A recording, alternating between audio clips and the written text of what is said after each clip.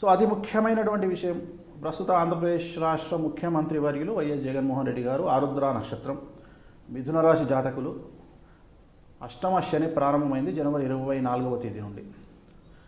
So జనవరి 24 నుండి నేను already చెప్తా ఉన్నా, జూలై వరకు జగన్మోహన్ రెడ్డి గారికి బ్యాడ్ టైం. ఖచ్చితంగా ఆయనకు వ్యతిరేకమైన ఫలితాలు ఉంటాయి. ఉదాహరణ, నిన్న ఎలక్షన్ కమిషన్ తీసుకున్నటువంటి నిర్ణయం అయితేనేమి, సుప్రీంకోర్టులో ఆయనకు ఎగనెస్ట్గా వచ్చినటువంటి అదైతేనేమి. సో ఇక్కడ నిజం లేకున్నా, ఇదంటే నిజం అనుకోండి, నిజం లేనటువంటి విషయాల్లో కూడా ఎంతో కొంత డ్యామేజ్ జరుగుతూ వస్తుంది. ఉదాహరణ, కియా మోటార్స్ విషయంలో కూడా ఒక ఫాల్స్ ప్రాపగండ జరిగినప్పుడు కూడా ఒక 10% ఆయనకు డ్యామేజ్ జరిగింది. సో అట్లా ప్రతి విషయంలో ఎవ్రీ ఫాల్స్ ప్రాపగండాలో ఆయనకి ఇంత డ్యామేజ్ జరుగుతూ ఉంది. సో ఆయన జాతకంలో గురువు నీచం, అంటే ఆయన పుట్టినప్పుడే గురువు నీచం. సో అందుకనే ప్రపంచంలో ఎంతోమంది ఎకనామికల్ అఫెన్స్ చేసినా భారతదేశంలో ప్రతి ఒక్కళ్ళు ఎకనామికల్ అఫెన్స్ చేస్తారు, కామన్ అది. ఎందుకంటే ఈవెన్ మనం సబ్మిట్ చేసే ఫామ్ 16 కూడా ఫాల్సే ఉంటుంది జనాల్లో.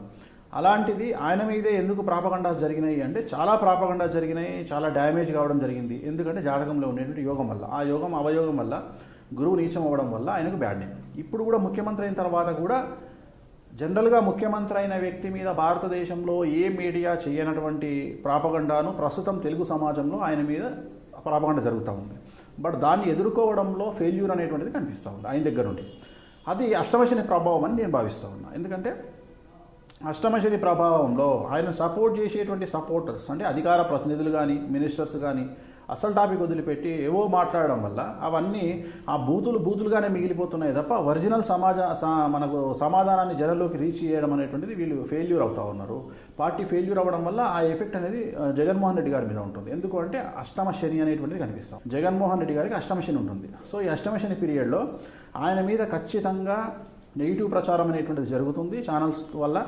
ఆ ప్రచారాన్ని కనుక ఆయన తిప్పికొట్టలేకపోతే చాలా చాలా చాలా చాలా చాలా డ్యామేజ్ అనేటువంటిది ఆయనకు, ఆయన వ్యక్తిగతంగా పార్టీకి జరిగే అవకాశం ఉంది. అలాగే అభివృద్ధి కార్యక్రమాల్లో కానీ ఇతరత్ర కానీ ఆయనకు చికాకులు తప్పవు. ఆయన వేసే ప్రతి అడుగులో, అష్టమ శని అంటే ముళ్ళు కాలుకు దిగడం అంటాం మనం. అంటే ఆయన వేసే ప్రతి అడుగులో ఏదో ఒక అడ్డంకి తగులుతూ ఉంది. సో ఆ అడ్డంకి తగలకుండా ఆయన ప్లానింగ్ చేసుకుంటూ వెళ్ళాల్సినటువంటి పరిస్థితి ఆయన ముందు గోచరిస్తూ ఉంది. అంటే రాబోయే 2.5 సంవత్సరాలు జగన్మోహన్ రెడ్డి గారికి అంత ఈజీ కాదు. ఖచ్చితంగా ఆయనకు సమస్యలు అనేటువంటివి ఖచ్చితంగా ఉంటాయి. అలాగే ఆయన మీద మరొక మారు ఫిజికల్ దాడి జరిగేటువంటి అవకాశం ఉంది. సో ఆ దాడి నుండి కూడా ఆయన తనను తాను రక్షించుకోవాలి. ఆయన స్వయంకృత అపరాధం ఎక్కడా లేదు. ఎందుకంటే ఏ మనిషి కూడా కావాలని చేయడు. ఇప్పుడు జగన్మోహన్ రెడ్డి గారు మొండి మనిషి అనే విషయం మనకు అందరికీ తెలుసు. అక్కడ రిజల్ట్ ఉండదు అనుకున్నప్పుడు దాని గురించి ప్రయత్నం చేయడం వేస్ట్. ఉదాహరణ, ఇప్పుడు అమరావతి నిర్ణయం ఉంది. అమరావతి నిర్ణయం అనేటువంటిది ఆల్రెడీ శ్రీకృష్ణ కమిటీ చెప్పిన రిపోర్ట్ని ఆయన దాన్ని అమలు చేయడానికి ప్రయత్నం చేసినాడు. శ్రీకృష్ణ రిపోర్ట్ ఏం చెప్పింది అంటే, ఆంధ్రప్రదేశ్ రాష్ట్రంలో 4 రాజధానులు ఏర్పాటు చేయాలని చెప్పింది శ్రీకృష్ణ కమిటీ రిపోర్ట్ 2014లోనే చెప్పింది. అదే ఆయన చేస్తూ ఉన్నాడు ఇప్పుడు. సో దాన్ని వద్దనే శక్తి ఎవరికి ఉంది? ఎవరికి లేదు. ఎందుకంటే రాయలసీమ డెవలప్ చేస్తున్నప్పుడు వాళ్ళు సంతోషిస్తారు, ఉత్తరాంధ్ర అంటే వీళ్ళు సంతోషిస్తారు. ఇక్కడ నష్టపోయేది మాత్రం విజయవాడ, గుంటూరు జిల్లాలే కానీ బాగుపడేటివి ఇంకో 9 జిల్లాలు ఉన్నాయి కదా. సో 9 జిల్లాల వారు సహకరించినప్పుడు మిగిలిన 2 జిల్లాలకు వచ్చే నష్టం ఏముంది అనేటువంటి మిగతా ప్రాంతాల వాళ్ళు ఆలోచిస్తారు. సో అట్లనే జగన్మోహన్ రెడ్డి గారు తీసుకునే నిర్ణయాలన్నీ కూడా మొత్తం ప్రాంతాల వారీగా కాకుండా రాష్ట్రం వారీగా ఉంటున్నాయి తను తీసుకునే నిర్ణయాలు. సో జనాలు చాలామందికి తెలుసు, గ్రౌండ్ లెవెల్లో జనాలకు ఒక క్లారిటీ ఉంది. ఉదాహరణ, మద్య నిషేధం కావచ్చు, లేకపోతే ఇతరత్ర పట్టాల పంపిణీ కొన్ని పాజిటివ్స్ ఉంటాయి, కొన్ని నెగిటివ్.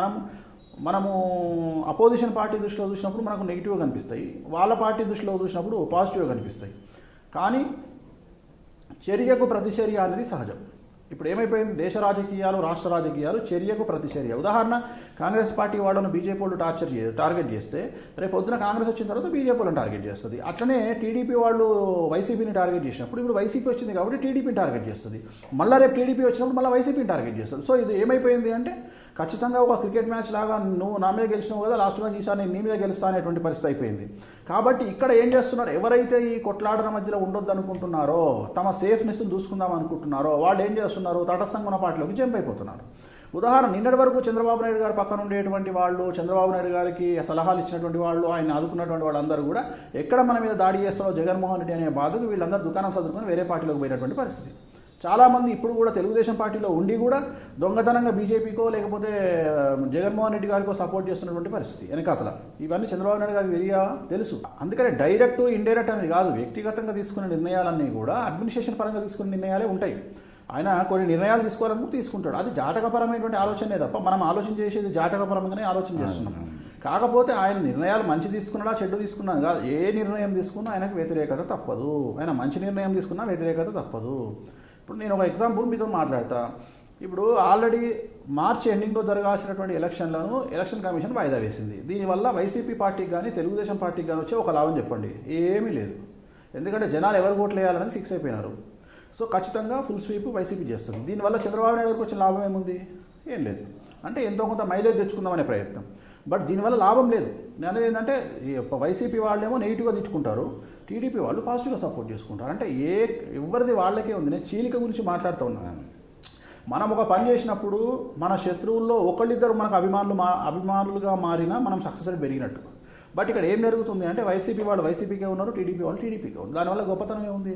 ఏమీ లేదు. సో ఈ సంఘర్షణ వల్ల ఒక కులముద్ర వేసుకుంటూ వస్తున్నారు బాబు గారి మీదనే తప్ప ఎక్కడ కూడా రాజకీయమైనటువంటి ఒక ప్రక్రియ జరుగుతుంది అనే మాటలు కాకుండా ఇప్పుడు ఏమైపోయింది అంటే సోషల్ మీడియా కానీ మెయిన్ స్ట్రీమ్ మీడియా కానీ ఏం జరిగిపోతుంది అంటే రెండు కులాల మధ్యనో లేకుంటే ఒక 10 కులాలు అటు ఒక కులం ఇక్కడనో యుద్ధం జరుగుతున్న వాతావరణం ఆంధ్రప్రదేశ్లో క్రియేట్ అయింది. ఇది మంచిది కాదు. ఇది ఫ్యూచర్ రాజకీయాలకు కూడా మంచిది కాదు. సో జగన్మోహన్ రెడ్డి గారికి మాత్రం సమస్యలు తప్పవు 2.5 సంవత్సరాలు.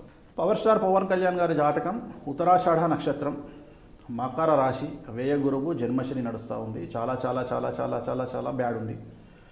సో నేను ఇంతకుముందు చెప్పినట్లుగానే ఆయనకు రాజయోగం లేదు అని చెప్తే చాలామంది విమర్శించినారు, ట్రోల్ చేసినారు, మేమ్స్ పెట్టినారు నా మీద. అది నిజమైన తర్వాత వాళ్ళలో రియలైజేషన్ వచ్చింది, వేణుస్వామి గారు కరెక్టే చెప్పినారని. సో ఇప్పుడు కూడా చెప్తా ఉన్నా, పవర్ స్టార్ పవన్ కళ్యాణ్ అనే వ్యక్తి రాజకీయాలకు అనర్హుడు. పాజిటివ్గా, నెగిటివ్గా కాదు. ఎందుకంటే నేను చెప్పేది కంప్లీట్ చేసేదానికి విన్న తర్వాత నన్ను తిట్టండి కింద. ఆయన ఉపయుక్తులైన రాజకీయ నాయకుడు కాదు. ఆయన మనసులో ఏమనిపిస్తే అది మాట్లాడే వ్యక్తి. నేను ఇంతకుముందే చెప్పినట్టు రాహుల్ గాంధీ, లోకేష్ బాబు, ఈయన ముగ్గురు కూడా ఒక చంటిపిల్లల లాంటి వ్యక్తులు. అంటే వీళ్ళు మానసికంగా వీళ్ళు చాలా సాఫీగా ఉంటుంది వీళ్ళ లైఫ్ స్టైల్. వీళ్ళు కుబార్గాలు చేయాలా, కుళ్ళు కుతంత్రాలతోని రాజకీయ నాయకుల్ని భ్రష్టు పట్టించాలా, లేకుంటే అవతల వ్యక్తిని ఎట్లా దించేద్దామా, ఇట్లాంటి ఆలోచన చేసే వ్యక్తులు కాదు. కాబట్టి వాళ్ళ నోట్లో ఏది వస్తే అది మాట్లాడతారు. సో ఇలాంటి వారు రాజకీయాలకు తగరు. సో జాతకం కూడా సహకరించాలా. మీరు అనవచ్చు ఏమైనా వ్యక్తిగతంగా అందరూ అట్లా చేస్తారా? ఎస్, వ్యక్తిగతంగా చేయరు, జాతకం సహకరించాలి. అందుకనే జాతకంలో యోగం లేదని చెప్తా ఉన్నాం. సో పవన్ కళ్యాణ్ గారి జాతకంలో రాజయోగం అయితే ఇప్పటంతలో లేదు. సో ఈయనకు సినిమా పరంగా మాత్రం ఈ సంవత్సరం చాలా బాగుంది. పవన్ కళ్యాణ్ గారి జాతకంలో లైఫ్లో ఏదైనా ఒకటే బాగుంటుంది. అంటే అయితే సినిమా పరంగా బాగుంటుంది, లేదంటే పొలిటికల్గా బాగుంటుంది. ప్రస్తుతం ఆయన పొలిటికల్గా లేరు కాబట్టి సినిమా పరంగానే ఆయనకు అవకాశాలు ఉన్నాయి. సో ఈ సంవత్సరం ఆయన చేసే సినిమాలు మ్యాక్సిమం ఇంకొక సినిమా చేసే ఉంది. కాబట్టి సినిమాల పరంగా మాత్రం పవర్ స్టార్కి బాగుంది, రాజకీయంగా మాత్రం బాగాలేదు.